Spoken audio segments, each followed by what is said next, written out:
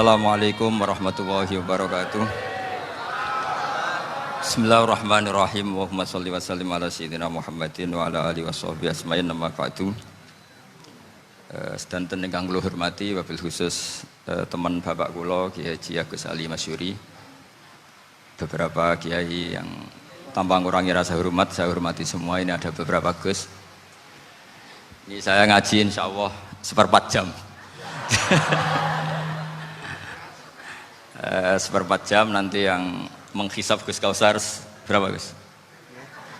10 menit. 10 menit.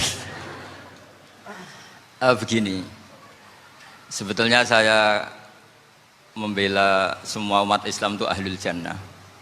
Karena saya ini ibarat marketing. Kalau orang Kristiani itu kan setiap orang mati sudah tenang bersama Bapak di surga. Jadi kampanye itu menarik sekali. Sementara kita sudah kiai, sudah imam masjid, sudah ulama, masih saja dikhawatirkan su'ul khotimah. Ini kalau kampanye ini tidak imbang, ini nanti saya takut kalah. Makanya saya bilang pokoknya semua orang mukmin itu ahlul jannah. Karena memang asli hadisnya seperti itu, man qala la ilaha illallah dakhalal jannah.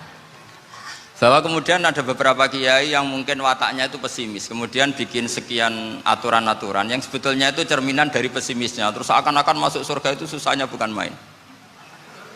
Nah itu saya tidak setuju, karena tadi pasti kalah dengan kampanye sebelah yang setiap orang mati dibilang sudah tenang bersama Bapak apa? Di surga. Jadi ini penting. Terus kedua saya bilang agama ini sudah begitu baik. Masa kunci surga sudah dibocorkan, miftahul jannah la ilaha illallah. Masa sudah pegang kuncinya nggak jadi masuk surga, itu kan aneh.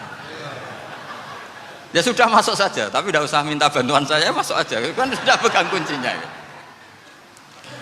Terus ketiga, kenangan terburuk saya ketika jadi kiai itu gini, saya ada beberapa guru SD datang ke saya. Ini agak-agak masalah besar. Gus, boleh nggak buka ujian nasional yang masih disegel? Semua guru bilang nggak boleh, itu kriminal kan. Ada satu guru yang bikin analogi agak kacau. Boleh saja. Wong ujian di kuburan saja dibocorkan para kiai nggak apa-apa. Itu.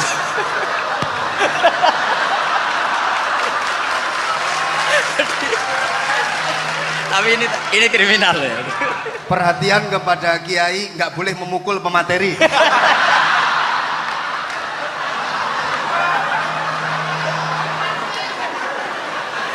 Jadi tentu itu analogi yang salah kan. Marrobuka kan, Tuhan kamu siapa, Nabi kamu. Tuhan kamu siapa, Nabi kamu siapa, imam kamu siapa. Ini kan sudah dibocorkan oleh para kiai. Artinya apa? Nak raiso jawab kebablasan gitu. Terus guru ini berpikir kalau ujian akhirat sekrusial itu saja bisa dibocorkan, kenapa ujian nasional tidak boleh? Tentu ini kias yang salah, saya tidak ngajari seperti itu. Tapi saya ngajari ke kalian betapa mudahnya masuk surga. Kunci jawaban sudah dikasih, kunci pintu masuk sudah dikasih. Kok sampai tidak masuk, ini kebablasan. Paling salah gurunya. Jadi ini kenapa saya sering cerita orang mukmin semuanya itu min ahlil jannah. Itu saya jamin. Sama tidak usah takut su'ul khotimah, tidak usah takut berlebihan seperti itu. Karena setahu saya, setidaknya saya mewakili ulama zaman ini. Rata-rata guru kita ini bermadzhab Syadzili dalam berkeyakinan berpikir tentang Allah. Di antara ini yang mulai saya ngomong serius, supaya tadi kan guyonannya sudah diambil Gus Reza sama Gus Kausar. Saya tahu kenapa mereka guyon. Kalau ngomong serius takut kalah sama saya.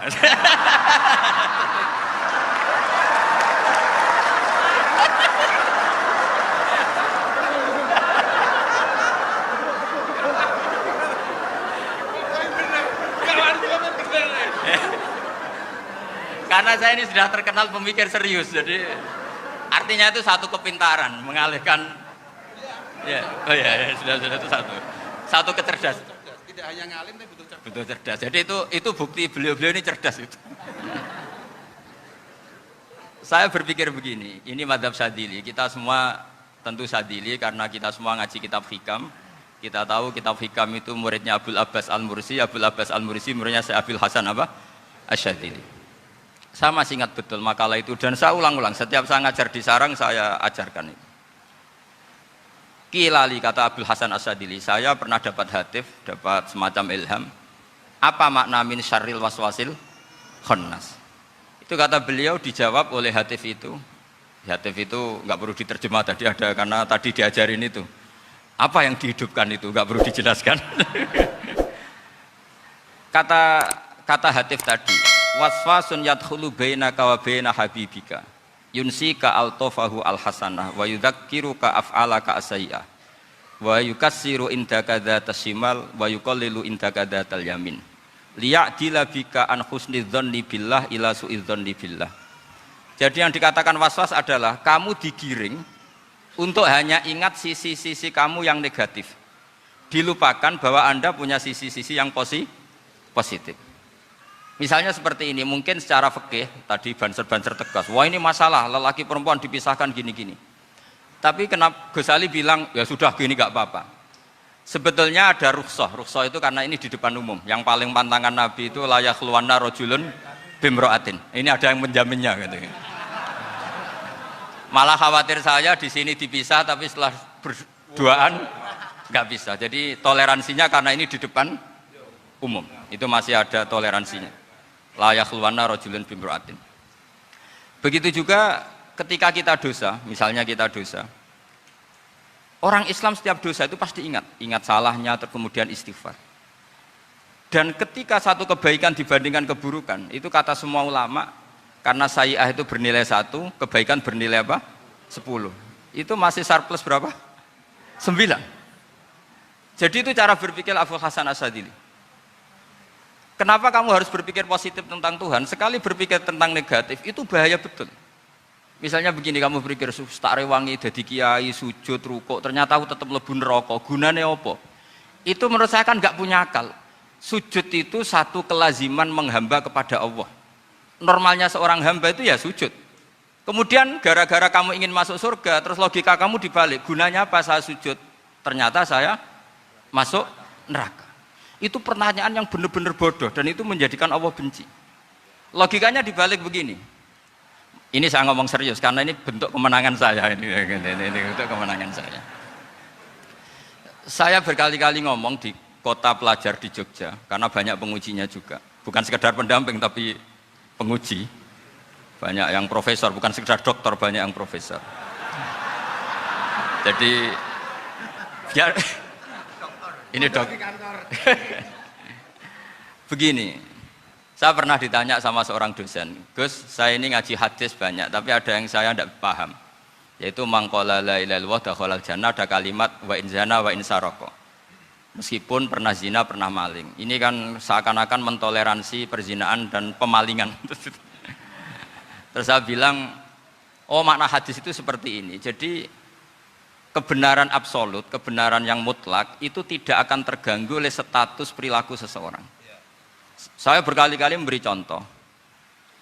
Orang yang ditangkap KPK akan bilang 1 tambah 1 2. KPK-nya juga bilang 2. Rivalitas dalam politik, Pak Prabowo ya bilang 2, Pak Jokowi juga bilang 2. Orang yang zaniyah, yang lonte pun akan bilang 2, muftinya juga bilang 2, ketua MUI-nya juga bilang 2. Artinya gini, kebenaran yang absolut adalah kebenaran yang siapapun akan meyakini seperti itu. Seperti 1 ditambah 1, 2. Kamu punya musuh bilang 2. Kalau ibu-ibu ini punya maru, ya marunya bilang 2 tadi tambah mama. Enggak tahu saya terjemahnya apa tadi. Nah, kebenaran yang absolut itu kebenaran yang siapapun pasti mengakui. Dan uniknya begini, saya pernah ngaji acara himmah, acara pondok sarang di Demak. Kalau kamu bilang 1 ditambah 1 menjadi 2, untuk mengatakan 2 itu kamu butuh hadiah enggak? Mereka semua jawab enggak. Kita semua enjoy saja mengatakan tembok itu putih. Kenapa? Karena memang putih. Kita mengatakan 1 tambah 1 2 karena memang kita tanpa presentasi dapat hadiah, dapat penghormatan. Kenapa untuk mengatakan Allah itu Tuhan kita butuh surga? Memangnya kalau tidak ada surga Allah tidak jadi Tuhan? Ini problem orang soleh-soleh yang terlalu pesimis. Makanya nanti orang-orang soleh itu masuk surganya berat. Tapi kalau orang alim lebih gampang kira-kira seperti itu. Iya, karena kan imannya lebih bagus. Dalam hadis qudsi Allah ini yang dibuli orang-orang soleh. Laulam akhluk jannatan wala naron alam akun ahlan an uto'ah, dalam hadis qudsi itu. Kalau saja saya tidak menciptakan surga dan neraka, apa saya tidak jadi Tuhan yang perlu ditaati?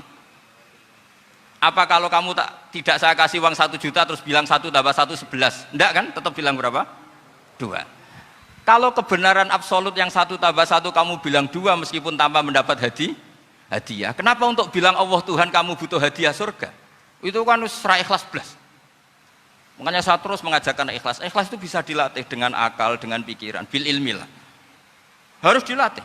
Nah di sini ini momen atau makna yang mestinya harus difahami wa inzana bahwa kalimat ini sah meskipun dilafatkan seorang yang pernah zina. Sama seperti 1 tambah 1 2 sah, diucapkan siapa saja sah. Dan siapapun akan mengucapkan itu secara ikhlas. Ini penting saya utarakan. Sehingga setelah ada firqah-firqah takfiri yang mengatakan orang megang keris itu syirik, ke kuburan syirik, ini syirik. Itu salah besar. Salahnya adalah tadi kalimat-kalimat atau kebenaran-kebenaran absolut ini sudah jadi sibghatullah man ahsanu minallahi sibghah. Kalimat ini begitu absolut di hatinya orang mukmin. Sehingga ketika terganggu oleh hal-hal yang adat istiadat kayak pegang keris, kayak apa, ini tidak mengganggu. Tetap kualitas iman ini di atas keyakinan adat membawa apa keris. Kalau orang membawa keris menjadi syirik karena percaya sama makhluk. Orang misalnya kejawen kalau nggak bawa keris nggak nyaman. Orang kota itu kalau nggak bawa ATM juga nggak nyaman. Itu tidak dihukumi syirik. Kamu pergi lupa bawa HP nyaman enggak? Enggak, kenapa tidak dihukumi syirik?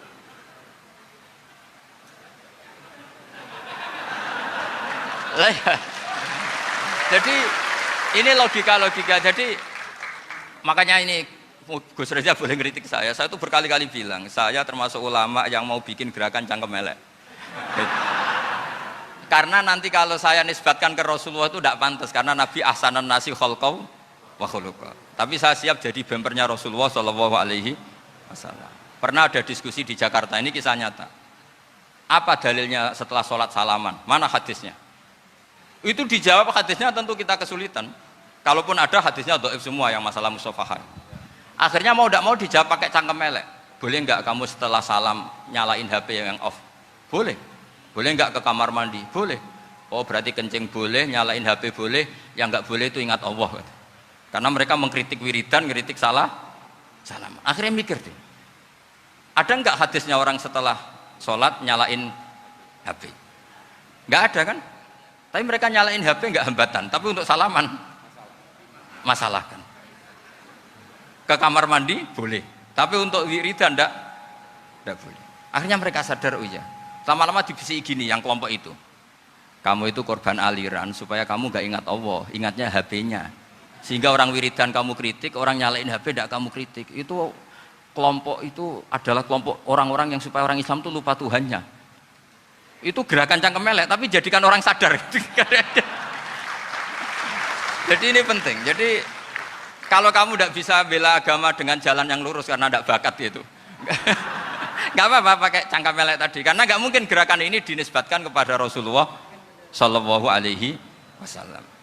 Kalau soal sanad saya punya sekian sanad tentang itu, tapi tidak usah kamu ikuti. Ada orang tanya, ya Pak Kiai kalau setan dibakar di neraka panasan enggak? Ya panasan. Lo kan setan dari api, ngapain harus panasan? Kan materinya sama. Terus Kak Kiai tadi nggak kesulitan, dia ngambil pasir disawero di wajahnya. Wah sakit Kiai, kamu kan dari tanah, kena tanah kok. Jadi itu ada sekian, artinya gini ya, kalau kesulitan jawab pakai baik-baik ya sudah pakai cangkem elek itu aja karena. Nah, tapi tentu kan gerakan ini tidak mungkin dinisbatkan kepada para nabi. Tapi saya pastikan meskipun nggak bisa dinisbatkan kepada para nabi dari segi cangkem elek tadi, tapi secara semangat itu sama. Saya punya sekian contoh. Benar Gus Riza tadi gojok saya sengawur-ngawurnya itu masih punya sanad. Itu pas saya ngawur pun masih punya apa? Sanad. Nabi Ibrahim itu ketika faja'alahum juzatan illa kabirallahum itu si berhala paling besar dikasih kapak. Ketika mereka geger, ini siapa yang berhala-berhala kecil? Kata mereka, sami'na fatay yadhkuruhum yuqalu lahu Ibrahim. Ya kira-kira Ibrahim lah gitu. Terus setelah Ibrahim didatangkan, siapa yang melakukan ini semua? Ini jawaban Nabi Ibrahim, bal fa'alahu kabiruhum hadza. Ya tanya yang bawa pedal, saya kan tidak bawa kan. Terus kata orang-orang, otak kamu itu di mana? Masa berhala disuruh nanya, kan nggak bisa ngomong. Ibrahim kebalikan, uffil lakum walima ta'buduna min dunillah. Lalu otak kamu di mana? Sudah tahu nggak bisa ngomong kok disembah gitu. Itu ada kata uffin. Uffin itu kalau diterjemah kira-kira ya agak-agak jancuk gitu. Kira-kira seperti itu. Ya kira-kira seperti itu. Jadi Sekarang dalilnya jancuk apa Gus?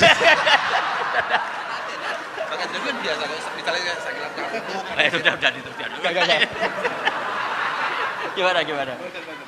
Jancuk itu dari su, tinggalkanlah suan perkara sing elek. Krono ilate wong Surabaya kakean rawon, akhirnya ngomongnya jancuk.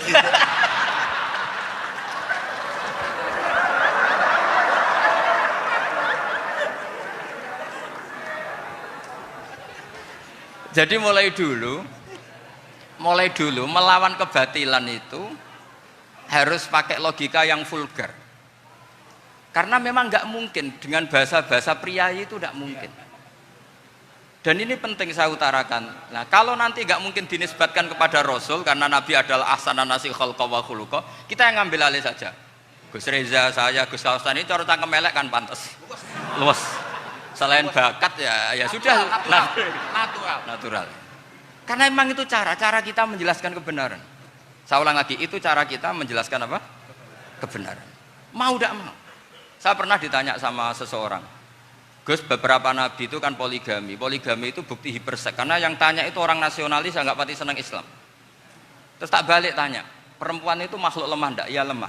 Kalau nolong lama satu itu gimana? Ya baik. Kenapa nolong dua jadi tidak baik? Harusnya kalau nolong tiga tidak baik. Tapi saya tidak dukung poligami. Ini cerita. Setidaknya mereka jadi ingat. Saya itu pernah ditanya agak-agak orang ateis. Dia benci Islam tapi neliti Islam. Pertanyaan kedua, kenapa dalam perang itu seakan-akan Nabi itu perampok? Hartanya orang kafir disita kemudian menjadi ghanimah. Itu kan kayak ngerampok. Terus saya tanya gini, kalau ada penjahat ke rumah kamu kemudian pakai senjata api, setelah kamu ringkus, itu senjata api kamu kembalikan apa kamu sita? Oh ya saya sita, kalau tak kembalikan dipakai ngerampok lagi. Ya sama seperti itu, kalau kekuatan mereka dikembalikan akan dipakai kekuatan mereka lagi. Jadi ya lagi-lagi ini kemenangan orang serius. Karena nanti guyanya sudah dintekno sama Gus Safa sama Gus Riza. Nah, kenapa saya ngajar begitu rileks, begitu santai? Karena pikiran saya sederhana. Fa innal uqula muttarratun ila qabilil haq. Akal sehat pasti dipaksa menerima apa? Kebenaran. Sehingga kebenaran itu tidak usah kamu ngomongkan secara serius, secara tidak perlu. Kebenaran itu mudah diterima.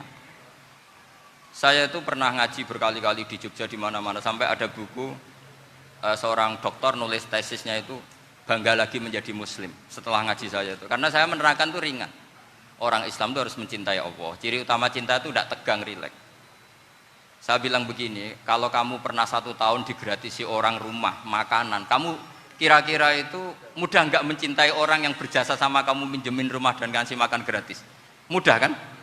Apalagi kita ini mudah mencintai orang yang minjemin mobil 1 tahun, ngasih rumah 1 tahun, apalagi selamanya. Kenapa kita tidak mudah mencintai Allah yang memberi kita bumi, air, oksigen, semuanya kita dikasih Allah?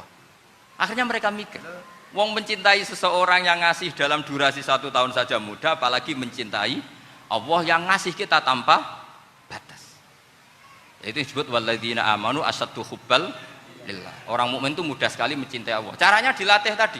Kita mudah mencintai orang yang berjasa sama kita. Kenapa tidak mudah mencintai Allah yang tentu jasanya lebih besar? Nah, karena akhir-akhir ini banyak orang yang terlalu nazir, terlalu apa? Kata Nabi kan basyiru walatu nafiru yasiru walatu asiru. Sehingga saya bikin gerakan. Pokoknya semua orang mukmin pasti masuk surga. Nanti soal ada kesalahan-kesalahan kecil yang menjadikan orang su'ul khotimah itu sifatnya kehati-hatian. Jangan menjadi hukum. Hati-hati itu tidak menjadi hukum. Kalau kamu nyupir hati-hati itu bukan berarti pasti kecelakaan, enggak. Hati-hati itu ya hati-hati saja, tidak menjadi hukum. Ini penting saya utarakan karena kubu sebelah kampanyenya sudah tadi, setiap mati pasti tenang bersama Bapak di surga. Sementara kita mau kampanye, kamu sholat tidak mesti diterima, haji tidak mesti diterima, jadi kiai tidak mesti masuk surga. Coba kalau kita kampanye gitu terus, yang mau jadi muslim itu siapa? Jadi ini sudah tak perhitungkan matang-matang saya milih mazhab seperti itu. Ya ini saya pikir sudah, ini pembandingnya supaya punya waktu. Saya suka sekali. Nah ini yang sesi terakhir ya, sesi terakhir. Saya akan cerita fikih karena Nyuwun sewu Gus, ada iklan sebentar dari ibu-ibu, pentolan mic kurang dekat ke mulutnya Gus Baha. Sehingga suaranya tidak terdengar sampai ke belakang. Oh, gitu, pentolannya didekatkan Gus ke mulut. Ini kalau ngomong konotasinya itu mesti nyerempet. Sudah apa ya? Sudah ahlinya di situ. Ya malah ada di situ.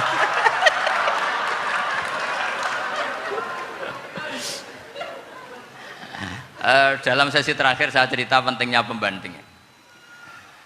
Imam Rafi'i itu yang ngarang kitab Muharrar. Kitab Muharrar ini adalah ringkasan dari kitab Al-Wasit. Al-Wasit itu karangannya Imam Ghazali. Al-Wasit sendiri ini khas ngaji NU, karena NU maknanya Nahdlatul Ulama, gerakan para ulama. Jadi kalau nggak ngerti alim-alim seperti itu ya ada NU. Sebenarnya sampai itu pasnya Nahdlatul Ummah, gerakan umat. Tapi kan sudah jadi partai politik Nahdlatul Ummah. Karena yang katakan NU itu Nahdlatul Ulama, gerakannya para ulama.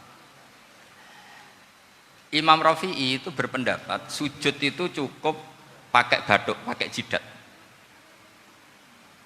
Itu dalam kitab Muharrar. Wal asoh anna sujud yasihu mau cukup biwat iljabah. Ketika Imam Nawawi mentasih kitab Muharrar namanya Minhajut Thalibin, itu mengkritik Imam Rafi'i. Kata beliau sujud itu untuk sah harus melibatkan 7 anggota karena berdasar hadis umirtu an asjuda ala sabati a'zumin, yaitu al jabhah wal yaden warubaten wal kodamen, yaitu jabhah 2 tangan, 2 lutut dan 2 kodamen. Akhirnya saya ngecek di kitab asli, Imam Rafi'i termasuk Ashabut Tarjih dan Imam Nawawi. 2 orang ini khilaf. Kan nggak mungkin kita sebagai mushahihnya, karena yang khilaf ini 2 ulama besar, satu Imam Rafi'i, satu Imam siapa? Nawawi. Kita tidak bisa hanya ngikuti Fathul Mu'in yang mengatakan idza khtalafan Nawawi war Rafi'u qudiman Nawawi, tidak bisa, karena Imam Nawawi ini sering nginduk sama kitabnya Imam Rafi'i karena senior Imam Rafi'i. Setelah saya cek di kitab kitab asli Mamba ya, satu sumbernya semua mazhab apa? Syafi'i. Ternyata Imam Syafi'i nak ngedikan hanya begini. Wa uhibbu, saya suka setiap orang Islam sujud itu melibatkan 7 anggota karena itu aman, pasti sah. Tapi wayah tamilu, kata beliau, tapi mungkin saja sujud hanya watul jabah itu sah. Kenapa kata Imam Syafi'i? Liqaulihi sallallahu alaihi wasallam atau li du'aihi apa sallallahu alaihi wasallam fi sujud sajadalaka wajhi wa sam'i wa basori. Nabi ketika sujud itu hanya berdoa, ya Allah sujud kepada engkau wajhi wa sam'i wa basori. Nabi tidak menyebut wayadi wa rubati wa qadami.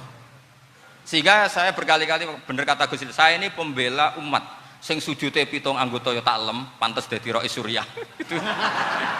Yang sujute bathuk tok ya tetap sah ngikuti mazhabnya Imam Rafi'i. Meskipun itu tidak saya anjurkan. Tentu tidak saya anjurkan. Alasannya Imam Syafi'i tadi, Rasulullah pernah berdoa dengan kata-kata sajadalaka wajhi, bukan diteruskan wayadi warubati wakoda. Sehingga fal khilaf huna bakin ala khiddati kalau dalam bahasa fikih. Khilaf biar tetap sesuai aturan khilaf masing-masing. Enggak perlu kamu menggugurkan pendapat Rafi'i yang mengesahkan sujud hanya pakai jabah. Ini penting karena tadi seperti saya katakan, yang sujud anggota itu ya masuk swarga mergo pintere, sing nganggo bathuk tok yang mlebu swarga mergo gobloke tadi, karena aksaru ahlil jannah al-bul. Nah, ini madhab saya. Jadi saya itu ingin umat Islam itu baik-baik saja. Iya betul. Madhabin jenengan. Ya. Karena tidak mungkin lah kita tidak bela Islam di zaman akhir, tidak mungkin, kan tadi kubu sebelah kampanyenya sudah seperti itu. Kalau kita ngomong ikhtiyat, kiai ra mesti mlebu swarga, sing salat ngethuk ra mesti husnul khotimah, wah akan jadi repot. Saya ini pengagum teori ikhlas, dilatih bil ilmi, saya ulang lagi, dilatih bil ilmi. Saya ini malunya tadi saya mengatakan 1 tambah 1 2, itu meskipun tidak ada yang memberi hadiah tetap saya katakan 2. Saya mengatakan air itu dingin, tidak ada yang ngasih hadiah, saya akan bilang kalau air itu dingin, kalau api itu panas. Untuk hakikat-hakikat seperti itu saja saya jujur tanpa ingin imbalan. Tapi ketika hakikat mengenai Allah kok saya minta imbalan surga dan neraka, ini apa-apaan? Kira-kira gitulah, Rois Suryah macam apa gitu.